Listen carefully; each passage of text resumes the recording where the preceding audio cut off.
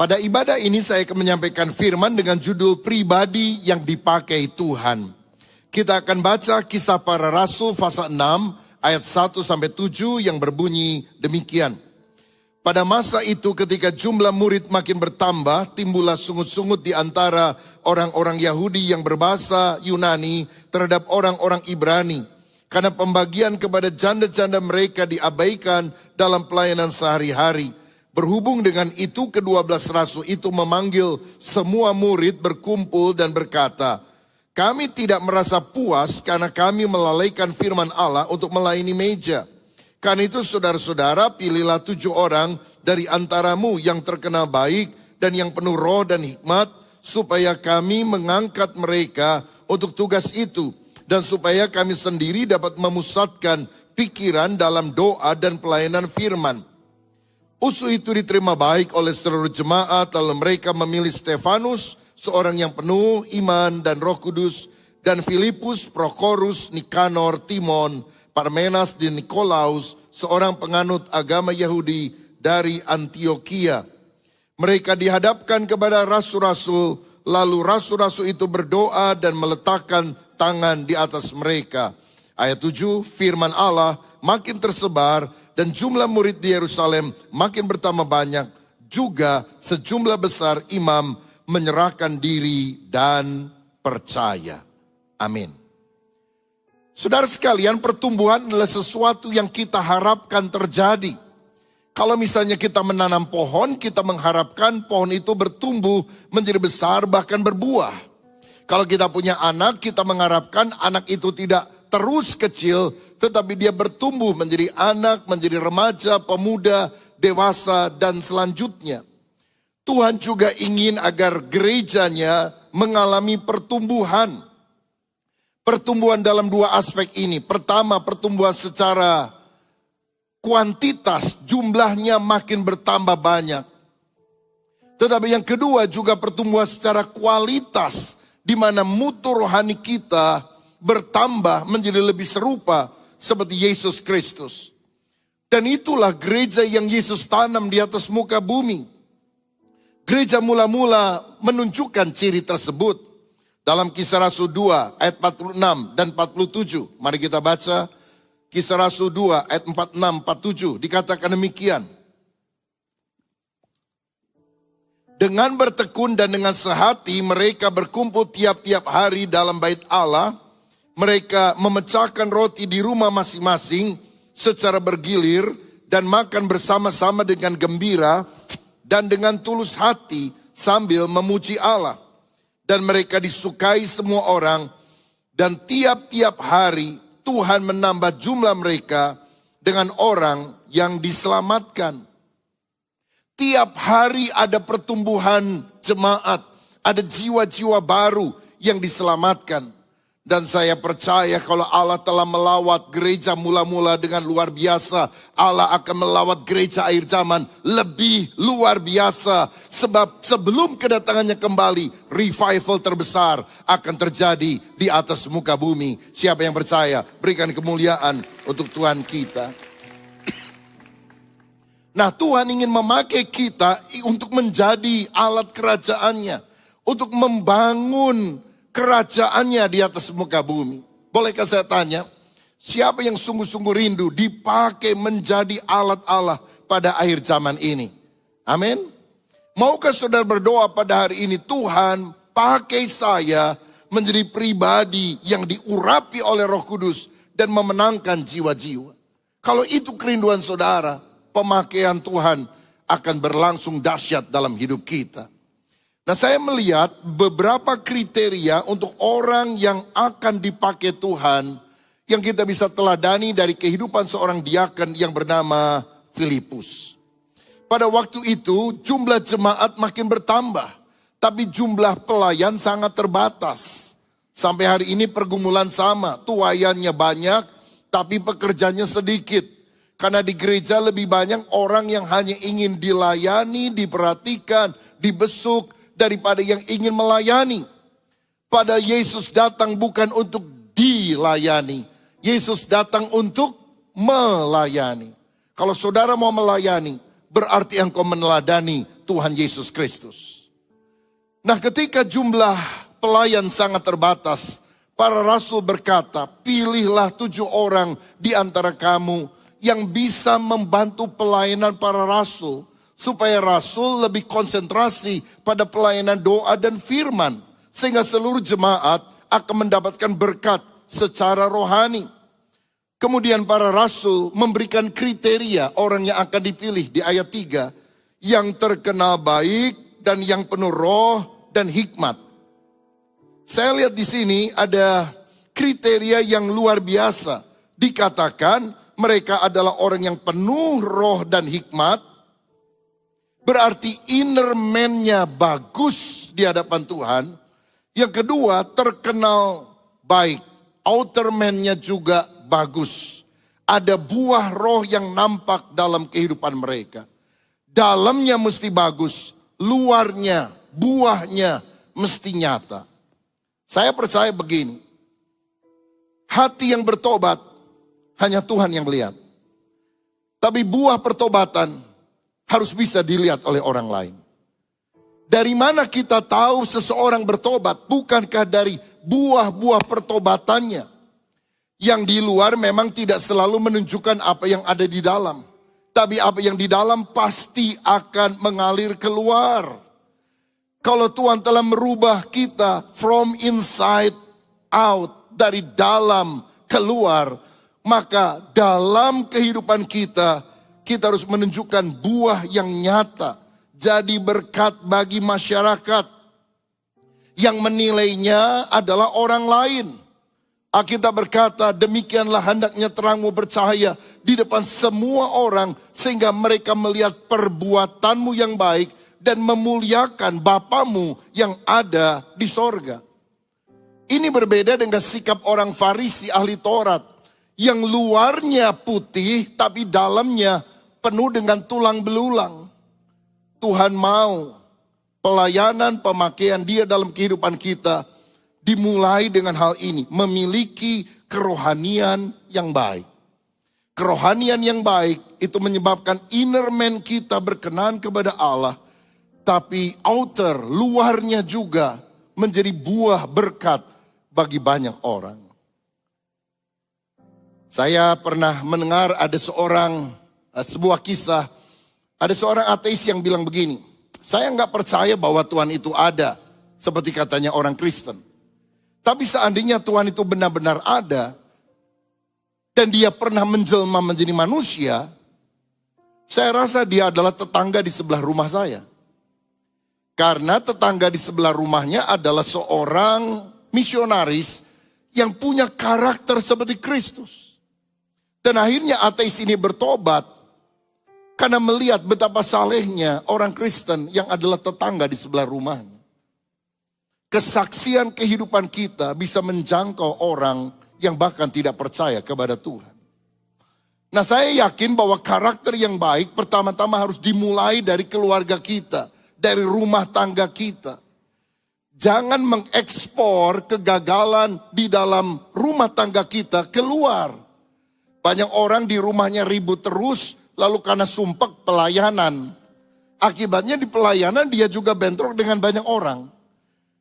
Semua harus dimulai dari keluarga. Perubahan harus terjadi di dalam kehidupan kita. Saya dan istri ini punya pengalaman unik. Saya lahir di Surabaya, RKZ, saudara. Istri saya lahir di Tasikmalaya, Jawa Barat. Umur 5 tahun, karena ayah saya jadi pendeta di Tasikmalaya, maka saya pindah ke sana. Dan saya serta istri ini sama-sama satu sekolah, TK-nya, SD-nya, SMP dan SMA-nya di sekolah negeri, lalu masuk di Seminari Bethel Petamburan, belajar teologi di sana. Wisuda sama-sama, yang mau wisuda pendeta HL Senduk, Om Ho, saya panggilnya, founder daripada GBI. 2 minggu kemudian kami menikah, saudara-saudara. Saya rasa nggak ada yang dari TK sampai perguruan tinggi satu sekolah. Kami mengalami hal itu. Pacarannya bukan dari TK tentunya, saudara. Tapi kita kenal dari sejak waktu yang lama. Saya berkhotbah, istri saya bisa berkhotbah. Tapi saya mau bilang, sebagai seorang suami, pelayanan yang terbaik yang saya rasakan dari istri saya karena dia mensupport di dalam kehidupan keluarga. Di kamar kami ada meja, saya sebetulnya punya ruangan perpustakaan dan belajar pribadi, tapi saya lebih suka mempersiapkan khotbah, baca buku di sana, dan kalau lagi persiapan bikin PowerPoint atau apa, ada gelas yang kadang saya haus, saya minum airnya hangat. Dan saya tidak sadar bahwa pasti ada yang mengisikan air itu, dan itu adalah istri saya, saudara sekalian. Dan dia lakukan bertahun-tahun. Kalau pembantu mencuci pakaian dan kemudian mensetrikanya, dibawa ke loteng tempat kamar kami, istri saya tidak pernah mengizinkan pembantu memasukkan ke dalam lemari. Dia bilang itu bagian saya. Dan dia sudah melakukannya 34 tahun dalam pernikahan kami. Saudara-saudara, dia selalu siapkan makan pagi, makan siang, makan malam. Tidak selalu dia masak, kadang-kadang dia beli dari tempat yang lain, tapi selalu dia siapkan begitu. Dan saya mau bilang sebagai seorang pendeta, saya lebih membutuhkan pendamping seperti itu daripada yang hanya pintar khotbah di luar, tapi tidak mengatur rumah tangga di dalam. Semua harus dimulai dari keluarga kita. Karakter yang baik. Dan saya harap tidak ada yang kemudian menjadikan khotbah saya ini sebagai alat untuk menekan istrinya. Tuh dengar khotbah, siapin air minum, siapin makan. Ya cucian harus bagus semuanya. Karena saya tidak pernah meminta dia untuk melakukan hal itu. Dia melakukannya dari hatinya yang mengasihi. Mengasihi Tuhan, mengasihi titipan Tuhan untuk dirinya yaitu saya. Dan saya bersyukur untuk hal itu. Saudara, pelayanan bukan dimulai dengan hebatnya kita di luar, tapi harus ada di dalam keluarga kita. Dan biarlah Tuhan menjamah hidup kita, sehingga di dalam keluarga kita, kita menjadi pembawa damai, pembawa kasih, pembawa sukacita. Suami istri rukun, orang tua anak rukun, seluruh keluarga diberkati Tuhan. Karena mereka melihat buah kehidupan kita yang berkenan kepada Tuhan. Haleluya. Yang kedua, saya melihat Filipus bukan hanya orang yang punya kerohanian yang baik, tetapi dia adalah orang yang memberitakan Injil dengan giat. Kisah Rasul 8 ayat 4-6 berkata, mereka yang tersebar itu menjelajah seluruh negeri itu sambil memberitakan Injil. Dan Filipus pergi ke suatu kota di Samaria dan memberitakan Mesias kepada orang-orang di situ. Ketika orang banyak itu mendengar pemberitaan Filipus dan melihat tanda-tanda yang diadakannya, mereka semua dengan bulat hati menerima apa yang diberitakannya itu. Ayat ini mencatat bahwa Filipus mulai dengan seorang diaken, melayani janda miskin yang banyak ngomel, bukan janda kaya, bukan janda kembang, saudara. Ini orang-orang miskin yang dia layani dengan sederhana. Tapi kemudian karena dia setia, Tuhan mempercayakan pelayanan penginjilan kepada diaken yang sederhana ini. Filipus pergi ke Samaria. Saudara tahu Samaria adalah orang-orang Yahudi yang kemudian kawin campur dengan suku lain. Sehingga oleh orang Yahudi dianggap warga negara kelas 2 karena mereka tidak menjaga kemurniannya sebagai seorang Yahudi. Dipandang sebelah mata, dipandang remeh, dibenci oleh orang Yahudi. Tapi Filipus datang kepada kaum marginal yang terpinggirkan ini karena semua orang membutuhkan kabar baik tentang Yesus Kristus. Dan siapa yang Filipus teladani ketika dia memberitakan Injil kepada orang Samaria? Yesus. Karena Yesus pernah memberitakan kabar baik tentang kerajaan Allah di Samaria melalui seorang wanita yang dia jumpai di pinggir perigi Yakub. Dan akhirnya seluruh kampung Samaria berjumpa dengan Yesus karena mendengar kesaksian dari wanita yang sudah 5 kali bersuami dan sekarang dia kumpul kebo dengan suami orang. Tuhan sanggup mengubah kehidupan kita dan melalui hidup kita, seluruh keluarga, seluruh lingkungan di sekitar kita akan bisa mengenal Tuhan Yesus.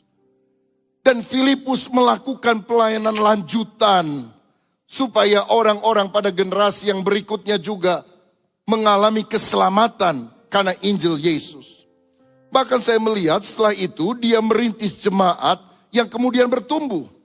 Karena di ayat 14 sampai 25, dua rasul utama Petrus dan Yohanes datang ke Samaria dan mendoakan orang-orang supaya penuh dengan Roh Kudus. Dan dengan demikian melanjutkan pelayanan daripada Filipus. Saudara, saya mau bilang, mungkin engkau seorang diaken pelayan sederhana. Orang tidak terlalu melihat dan mengenal saudara. Tapi ketika engkau setia melayani Tuhan tanpa pamrih. Hamba-hamba Tuhan utama seperti Yohanes dan Petrus akan melihat buah pelayananmu. Dan mereka akan datang ke tempat pelayanan itu. Meneguhkan pelayanan saudara. Sehingga orang-orang yang kau akan layani, yang sudah saudara layani, makin hari akan mengalami perjumpaan dengan Tuhan. Inilah keteladanan seorang pribadi yang dipakai Tuhan karena dia memberitakan Injil dengan giat. Saya percaya sampai hari ini kita harus tetap memberitakan Injil. Saudara bisa kasih makan orang lapar. 2-3 jam kemudian dia akan lapar lagi. Tapi kalau saudara memberitakan Injil dan dia terima Yesus, dia akan memiliki hidup kekal sampai selama-lamanya. Apa itu pemberitaan Injil? Pemberitaan Injil artinya seperti seorang pengemis yang memberitahukan kepada temannya di mana mereka bisa dapat makan kenyang. Karena dia sebagai seorang pengemis menemukan seorang pria misalnya yang kemudian memberi makan kepada dia. Dan setelah dia kenyang, dia kasih tahu kepada temannya, aku dulu kelaparan, tapi orang itu baik sekali memberi aku makan. Datanglah kepada dia, kamu juga akan diberi makan. Bukankah Yesus adalah roti hidup, air hidup? Datanglah kepada dia dan beritakanlah Injil kepada orang lain. Saya ingat satu kali ada seorang mahasiswa belajar teologi. Dan di kelas teologi itu ada berbagai pelajaran, salah satunya homiletika, ilmu berkhotbah. Katakan saja nama mahasiswa ini adalah Markus. Markus anak baik, tapi dia bukan orang yang fasih lidah. Jadi waktu disuruh praktek khotbah, dia gemetar, saudara. Jadi ketika dia disuruh ke mimbar, teman-temannya ada di kelas, dan dosen sudah siap dengan penilaian. Markus yang mencoba menyiapkan khotbah dalam 1 minggu itu nggak dapat ayatnya, saudara. Dia bilang begini, teman-teman saya mau khotbah, tapi sebelumnya saya mau tanya, apakah Anda sudah tahu apa yang akan saya khotbahkan? Teman-temannya bingung, khotbah aja belum, kok udah nanya begitu. Mereka bilang belum. Markus bilang, kalau begitu Anda belum siap.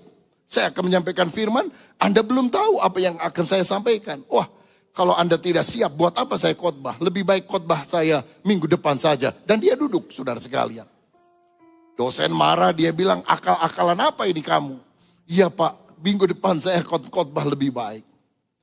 Minggu berikutnya, dia disuruh lagi untuk berdiri di mimbar di muka kelas. Dan teman-temannya merasa kasihan. Karena dia tahu Markus anak baik, tapi dia orang yang nggak pinter ngomong. Jadi ketika Markus tanya lagi, teman-teman saya mau khotbah, tapi apakah kira-kira Anda tahu apa yang akan saya khotbahkan?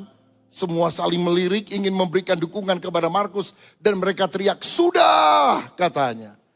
Dan Markus kaget, dia bilang, wow luar biasa, saya belum khotbah, Anda sudah tahu khotbah saya. Kalau begitu, buat apa lagi saya khotbah? Dan dia duduk, saudara-saudara. Dosen marah, dan dia bilang, sekali lagi ku beri kesempatan minggu depan. Kalau kamu tidak menggunakan kesempatan dengan baik, kamu gagal dalam mata kuliah ini. Siap Pak dosen? Seminggu lagi dia siapkan membaca Alkitab. Tapi rasanya belum ada yang pas. Dan teman-temannya sudah berunding, saudara sekalian. Gini aja deh, kita tolongin Markus supaya dia nggak dikeluarkan dari kelas kita. Jadi ketika minggu depannya Markus berdiri sekali lagi dan berkata, teman-teman saya mau khotbah, apakah kalian sudah tahu apa yang akan saya khotbahkan? Yang sebelah kiri semua bilang, sudah. Yang sebelah kanan semuanya bilang, belum. Dan Markus bilang, oh hari ini rupanya ada 2 kelompok. Yang sudah tahu dan yang belum tahu. Jadi saya mintakan ini, yang sudah tahu, tolong beritahu yang belum tahu, katanya. Dan dia duduk lagi, saudara. Tapi hari itu dosen tidak marah. Dia berkata, bagus Markus, aku menemukan ide apa itu penginjilan. Penginjilan sederhananya adalah ini. Yang sudah tahu, tolong kasih tahu kepada yang belum tahu. Saudara tahu bahwa Yesus adalah juru selamat? Beritahu kepada yang belum tahu. Saudara tahu bahwa orang yang percaya Yesus tidak akan binasa masuk neraka, tapi dijamin masuk ke dalam kerajaan sorga? Sudah tahu? Beritahu kepada yang belum tahu. Dan kalau kita memberitahukan Injil kepada banyak orang, orang-orang membuka hatinya, percaya kepada Yesus, mereka akan diselamatkan, menerima hidup kekal. Engkau akan menerima pahala yang berasal dari Tuhan. Yang menarik berikutnya saya melihat bahwa Filipus ini memberitakan Injil dengan giat dan juga mentaati firman tanpa memilih-milih pelayanan, enak atau tidak. Karena di dalam ayat Kisah Rasul 8 ayat 26 dikatakan demikian. Kemudian berkatalah seorang malaikat Tuhan kepada Filipus, katanya, bangunlah, berangkatlah ke sebelah selatan menurut jalan yang turun dari Yerusalem ke Gaza. Jalan itu jalan yang sunyi. Ketika KKR Akbar sedang berlangsung di Samaria dan banyak orang diselamatkan, Tuhan bicara kepada Filipus, kamu pergi ke jalan sunyi karena ada satu orang yang harus kamu selamatkan. Kalau kita ada pada posisi Filipus yang sedang melayani ratusan orang, ribuan orang barangkali, mungkin kita akan bilang, Tuhan, gak efektif banget. Di sini ada ribuan orang yang saya selamatkan. Mengapa saya harus ketemu dengan satu orang di jalan sunyi, bukan di jalan ramai? Pakai saja orang lain, biar saya melayani supaya lebih efektif. Tapi Filipus bukan orang yang memandang pelayanan kecil atau besar. Dia taat apa saja yang Roh Kudus perintahkan kepada dia. Dia pergi ke jalan yang sunyi. Dan dia ketemu dengan seorang sida-sida. Dan dia beritakan Injil sampai dia menerima Yesus. Pelayanan itu jangan pilih-pilih, saudara-saudara. Dimanapun engkau ditempatkan, apapun tugas pelayanan sederhana yang kau terima dari pemimpinmu, taati. Karena pahalanya bukan dari manusia, pahalanya bukan dari gereja, pahalanya dari Tuhan. Tuhan yang melihat hati dan dia akan memberkati setiap orang melayani dengan hati yang tulus. Siapa yang setuju? Berikan kemuliaan untuk Tuhan Yesus Kristus. Dan salah satu hal yang sangat penting di dalam pelayanan untuk pekabaran Injil, perluasan misi adalah penanaman gereja baru. Peter Wagner, seorang pakar pertumbuhan gereja, pernah berkata, tidak ada metode di dunia yang paling efektif untuk memenangkan jiwa selain menanam gereja-gereja baru. Karena orang yang memberitakan Injil, percaya Yesus, bahkan dibaptis, ketika tidak dirawat kerohaniannya di dalam komunitas sel, di dalam gereja lokal, mereka tidak akan mengalami pertumbuhan. Karena itu saya sangat kagum dengan gereja Mawar Saron yang punya target 2030, 300 gereja. 2030, 300 gereja, dan target yang lebih besar adalah 1000 gereja. Saya percaya ini adalah vision and dreams yang saya yakin akan tergenapi ketika kita setia melakukan tugas panggilan kita. Tuhan percayakan saya pada periode ini menjadi ketua umum Sinode GBI. Dan waktu saya menjabat beberapa bulan pandemi terjadi, saudara. Sampai saya tanya Tuhan, saya dosa apa ya? Waktu saya menjabat kok kena pandemi ini kan susah sekali melakukan pelayanan. Tapi saudara tahu jumlah GBI ketika saya menjabat 6.000 lebih gereja lokal di seluruh Indonesia dan beberapa di luar negeri. Sekarang ketika pandemi belum usai, hampir 7.000 saudara-saudara. Hampir 7.000 gereja lokal. Beberapa waktu yang lalu seorang tim kami diundang bicara di dalam meeting Lausanne, yaitu perkumpulan daripada pekabaran Injil sedunia. Dan diminta untuk menceritakan bagaimana Anda pada masa pandemi bisa menanam begitu banyak gereja lokal. Dan saya tentu bilang ini adalah karya Roh Kudus. Dan kalau kita giat melakukan pemberitaan Injil, justru ketika pandemi, ketika orang ketakutan, ketika orang stres, mereka sangat membutuhkan Yesus. Dan kita harus memberitakan Injil, kabar baik. Di gereja lokal yang saya gembalakan di Bandung, sejak beberapa tahun yang lalu saya juga rindu untuk adanya sebuah gereja di daerah Bandung Timur. Karena sejauh yang saya tahu di Bandung Timur itu belum ada gereja dengan izin resmi. Mungkin saudara sudah dengar apa yang ada di Cilegon. Ada hampir 3.000 orang Kristen tanpa satu gereja pun di sana. Dan tantangan di sana sangat luar biasa. Kami punya salah satu gereja binaan yang harus menggunakan tempat di kompleks Kopassus di Serang. Harus diangkut 20 kilometer pergi dan pulang untuk bisa beribadah setiap minggu. Karena ada satu gedung yang dipakai 7 gereja dari jam 6 pagi sampai jam 7 malam. Kami ambil yang paling malam, saudara sekalian. Dan itu sudah dilakukan berpuluh-puluh tahun. Sebetulnya Bandung Timur juga sama. Tidak ada gereja resmi. Ada 7 gereja beberapa waktu yang lalu di daerah Ranca Ekek namanya ditutup oleh massa. Ada satu HKBP beberapa bulan yang lalu diserbu oleh massa. Dan saya sejak 3 tahun yang lalu berdoa untuk mendirikan gereja dan juga theme park atau museum Alkitab modern yang kita beri nama The Journey supaya orang bisa belajar tentang kisah penciptaan dalam Alkitab, tentang Nabi Nuh, tentang Yesus itu yang paling penting, tentang akhir zaman. Dan akhirnya ada tantangan apakah orang mau menerima Yesus atau tidak dalam kehidupannya. Dan ini adalah sesuatu pergumulan yang panjang. Karena tidak mudah untuk mendapatkan izin di sana. Tetapi bagi Tuhan tidak ada yang mustahil. Bulan yang lalu izin resminya keluar, saudara-saudara. Bukan gedung pertemuan, tapi gereja. Izin resmi gereja. Dan 11 Oktober beberapa hari yang lalu kami melakukan peletakan batu pertama. Dan kita akan segera membangun di daerah Sumarekon, Bandung. Tanahnya sudah kami miliki 2 hektar, saudara-saudara. Dukung doa supaya ini juga bisa menjadi alat. Karena Jawa Barat ada suku Sunda yang paling banyak belum dijangkau oleh Injil Yesus. Dan saya percaya bukan hanya melalui ibadah di gereja bagi orang Kristen. Tapi melalui theme park ini, orang tahu kisah Alkitab dari Kejadian sampai Wahyu. Saya berharap anak-anak muda mengalami perubahan mindset. Sehingga mereka tidak membenci kekristenan. Karena mereka tahu apa yang ada di dalam Alkitab. Bukan karena dikhotbahin secara langsung. Walaupun itu tentu sangat efektif.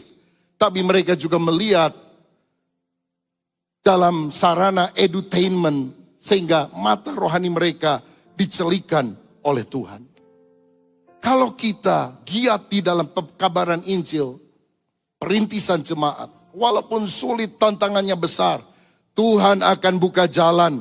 Karena itu adalah sesuatu yang sesuai dengan isi hatinya, menjangkau jiwa bagi Yesus Kristus.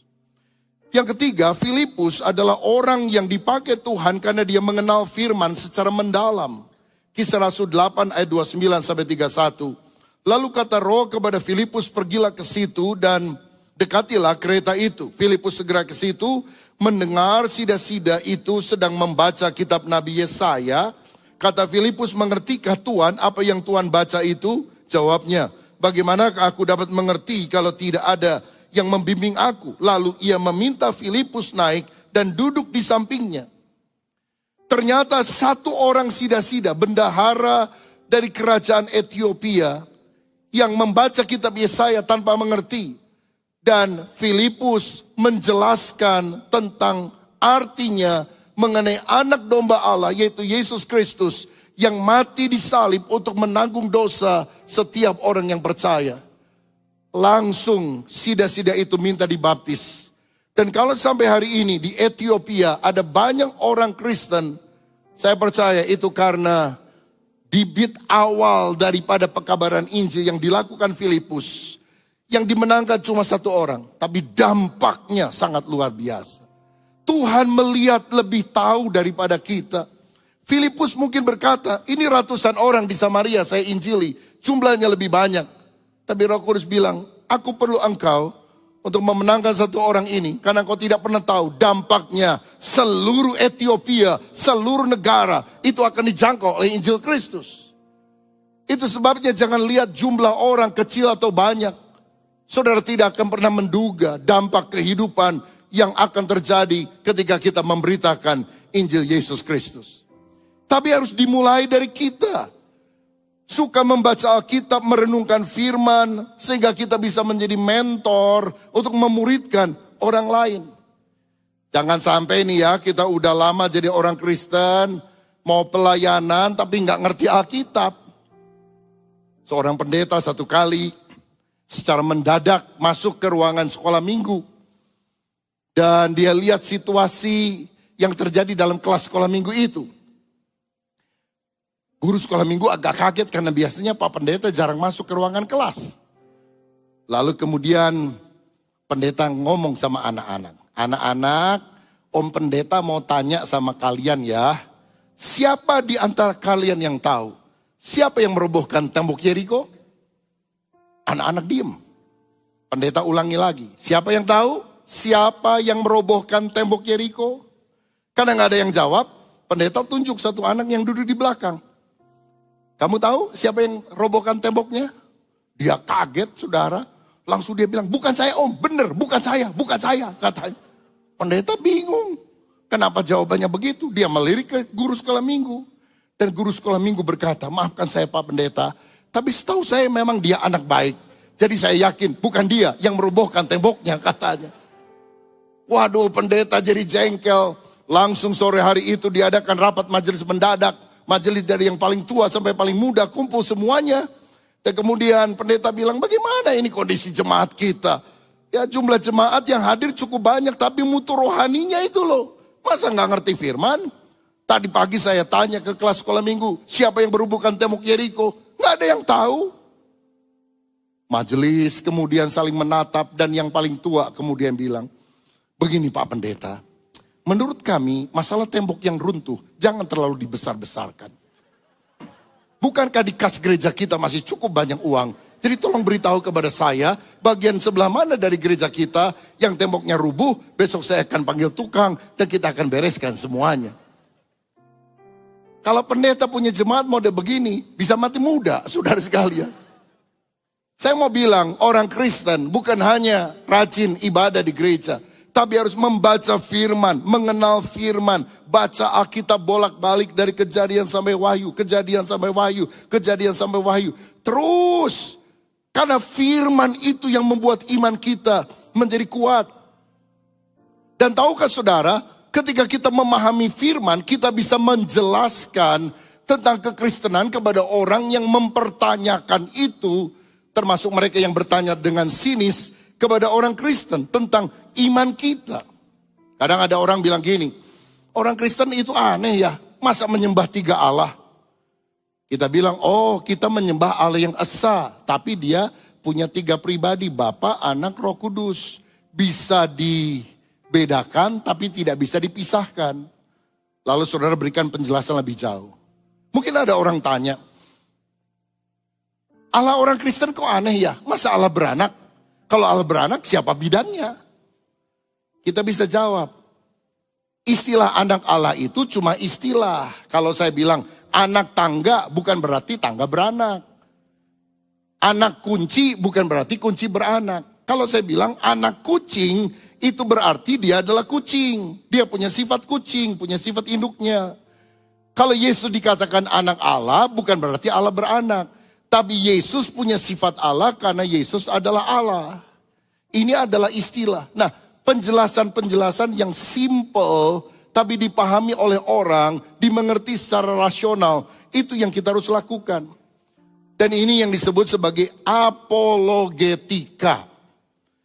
Apa manfaat daripada apologetika? Pertama, dengan berapologetika memberikan penjelasan secara logis kepada orang yang mempertanyakan iman kita, kita memaparkan dasar rasional bagi iman Kristen. Membuktikan apa yang dikatakan Alkitab itu benar. Memang ini masalah iman, saudara. Tapi iman itu juga memiliki dasar rasional yang kita bisa jelaskan kepada orang lain. Yang kedua, kita juga bisa membela ajaran iman Kristen dengan menjawab sanggahan orang yang tidak percaya terhadap iman Kristen. Kalau ada kesalahpahaman, kita bela apa yang kita yakini dalam Alkitab. Dan yang ketiga, menyingkapkan kesalahan pemikiran atau kesalahan pemahaman dari orang yang tidak percaya tentang kekristenan. Saya percaya salah satu bagian yang sangat penting dalam penginjilan adalah apologetika. Ketika kita memaparkan, membela, dan menyingkapkan kesalahan orang lain. Dan saudara, tujuan daripada apologetika menjelaskan tentang iman Kristen kepada orang lain bukan untuk membuat orang menjadi malu, marah, kalah berargumentasi. Bukan pula untuk menunjukkan kepandaian dan kefasihan lidah kita. Tapi membagikan kasih Tuhan agar orang berjumpa dengan Kristus, sang kebenaran sejati itu. Dan ini harus nampak dalam karakter lembut, hormat, dan saleh. Karena kita membaca 4 Injil, Matius, Markus, Lukas, Yohanes. Tapi orang lain yang belum Kristen membaca Injil kelima, yaitu hidup kita sendiri. Saya merasa salah satu hambatan utama dari penginjilan adalah cara penginjilan yang tidak sejuk, tidak kontekstual, dan tidak menjawab kebutuhan. Padahal dalam 1 Petrus 3 ayat 15 dikatakan demikian. Tetapi kuduskanlah Kristus di dalam hatimu sebagai Tuhan dan siap sedialah pada segala waktu untuk memberi pertanggungan jawab kepada tiap-tiap orang yang meminta pertanggungan jawab dari kamu tentang pengharapan yang ada padamu. Tetapi haruslah dengan apa? Lemah lembut dan hormat dan dengan hati nurani yang murni. Supaya mereka yang memfitnah kamu karena hidupmu yang saleh dalam Kristus menjadi malu karena fitnahan itu. Bagaimana cara kita menjelaskan kesalahpahaman yang ada? Lemah lembut, hormat, hati nurani yang murni. Perhatikan saudara, sekarang ini terutama pada masa pandemi hingga sekarang, bermunculan banyak YouTuber Kristen di YouTube yang ada. Dan kadang-kadang mereka menyebut diri sebagai apologet. Menyerang pendeta A, B, C, D, menjelek-jelekan dengan kata-kata kasar. Seakan-akan dia yang paling benar, semua orang salah.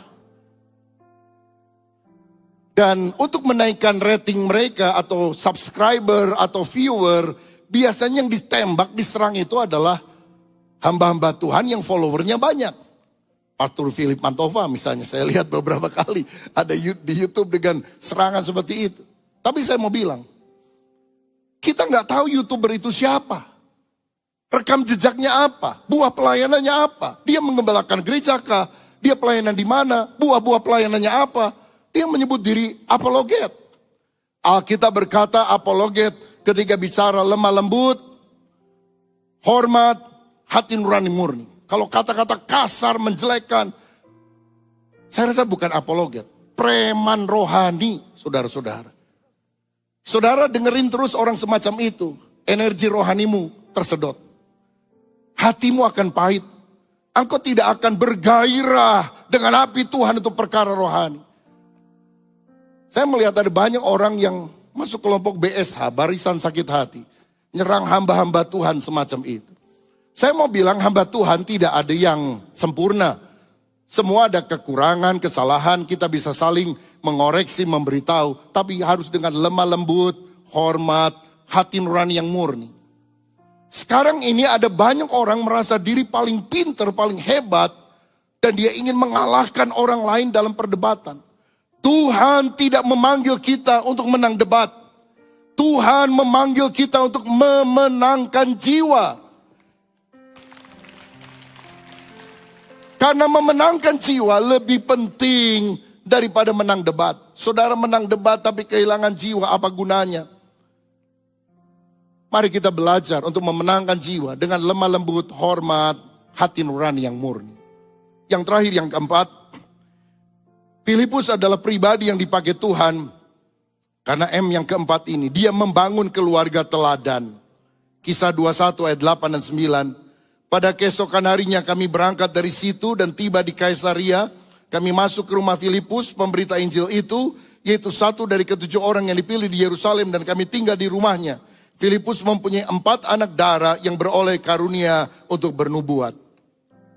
Filipus diakan sederhana. Filipus dipakai untuk memberitakan Injil. 20 tahun kemudian, Paulus memberitakan Injil dan tiba di Kaisaria. Dan dia berjumpa dengan Filipus, diaken itu. Dan dia nginap di rumah Filipus. Yang ternyata Filipus punya 4 orang anak darah yang semuanya punya karunia bernubuat. Artinya anak-anaknya peka terhadap perkara rohani. Bisa mendengar suara Tuhan dan bisa menyampaikan kepada orang lain. Bagaimana mungkin anak-anaknya rohani kalau mereka tidak punya ayah dan ibu yang rohani? Sekarang ini kadang-kadang pergumulan kita, orang tuanya rohani pelayanan, anak-anaknya enggak, saudara. Anak-anaknya jauh dari Tuhan. Tapi ini hamba Tuhan teladan, semua anak-anaknya melayani Tuhan. Dan saksinya adalah Paulus. Paulus bilang, aku menginap di rumahnya, aku tahu kehidupannya sehari-hari. Anak-anaknya jadi berkat. Saudara, saya yakin kesalehan sejati nyata pertama dalam keluarga. Berdoalah supaya anakmu, cucumu ada yang dipakai Tuhan. Menjadi hamba Tuhan yang memberitakan Injil secara luar biasa. Campbell Morgan, seorang hamba Tuhan di Amerika. Punya 5 orang anak. 5-limanya jadi pendeta. Satu kali ketika mereka sedang berkumpul di rumah. Ada seorang jemaat kebetulan lewat di depan rumah dan bilang, wow, ada 6 pendeta lagi kumpul di sini. Ngomong-ngomong, siapa pendeta terhebat di rumah ini? Dan ke-6 orang itu menunjuk satu orang yang lain. Itu adalah istri dari Campbell Morgan. Itu adalah ibu dari mereka. Dia pengkhotbah yang terbaik di rumah kami. Oh, tapi saya tidak pernah dengar dia khotbah di gereja. Oh, dia tidak perlu khotbah di gereja. Karena dia selalu berkhotbah dengan makanan yang enak yang tersaji di meja makan kami. Dia berkhotbah melalui rumah yang selalu bersih karena ibu yang membersihkannya. Pakaian yang tercuci untuk kami. Ibu adalah pengkhotbah terbaik karena dia memberikan nasihat-nasihat yang memberikan arah dalam kehidupan kami sampai hari ini. Saudaraku, keberhasilan adalah ketika seluruh keluarga kita mencintai Tuhan dan melayani Tuhan dengan takut akan Tuhan. Saya membaca ayat terakhir, Lukas 1 ayat 15 dan 16. Ini adalah perkataan malaikat kepada Zakaria yang istrinya mandul, yaitu Elisabet. Tapi kemudian Tuhan bilang begini, sebab ia akan besar di hadapan Tuhan dan ia, Yohanes Pembaptis, tidak akan minum anggur atau minuman keras dan ia akan penuh dengan Roh Kudus mulai dari rahim ibunya. Ayat 16.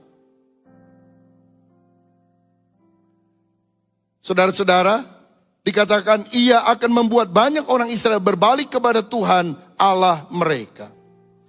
Yang menarik hati saya adalah kalimat di ayat 15 awal, sebab ia akan besar di hadapan Tuhan. Ada banyak orang tua menyekolahkan anaknya keluar kota, keluar negeri, mengharapkan anaknya menjadi anak yang besar di hadapan manusia. Jadi orang hebat, terkenal, punya banyak ilmu, bisa menjadi pengusaha sukses. Tidak salah untuk hal semacam itu. Tapi maukah saudara berdoa, Tuhan, aku ingin minimal salah satu anakku ada orang yang menjadi orang besar di hadapan Tuhan. Yohanes Pembaptis bukan orang yang kelihatannya besar di hadapan manusia. Tapi Yesus berkata, di antara semua manusia yang dilahirkan, tidak ada yang lebih besar dari Yohanes Pembaptis. Dia hidup sederhana, dia memberitakan Injil. Bukan di gedung gereja yang mewah, tetapi di padang pasir. Bertobatlah, kerajaan Allah sudah dekat. Tapi dia memperkenalkan Yesus, anak domba Allah, kepada manusia yang ada pada waktu itu. Dan dia dipakai oleh Tuhan secara luar biasa. Maukah saudara hari ini berdoa, Tuhan, aku rindu setidaknya salah satu anak saya dipakai Tuhan menjadi orang yang besar di hadapan Tuhan. Dipakai oleh Engkau untuk memberitakan Injil, memenangkan jiwa-jiwa. Saya bersyukur untuk profesi yang dia miliki. Saya bersyukur untuk kehebatan anugerah yang Tuhan berikan. Tapi saya punya kerinduan. Biar anakku dipakai untuk memberitakan Injil Yesus. Memuliakan nama Tuhan. Karena ada pahala kekal yang akan dialami. Semua orang bisa menjadi penjala ikan. Tapi Yesus memanggil kita untuk menjadi penjala jiwa. Ikan akan mengenyangkan kita dalam 1-2 hari. Tapi jiwa yang kita selamatkan, itu nilainya kekal sampai selama-lamanya. Maukah saudara hari ini berkata, saya mau dipakai Tuhan. Bahkan aku rindu anakku, cucuku. Ada orang yang benar-benar dipakai Tuhan memberitakan Injil. Kalau Tuhan pernah pakai Filipus dan keturunan berikutnya. Saya percaya waktu kita berdoa dengan segenap hati, takut akan Tuhan. Tuhan mengabulkan doa kita. Kita juga akan dipakai menjadi alat kemuliaan Tuhan sampai selama-lamanya. Tuhan Yesus memberkati. Mari kita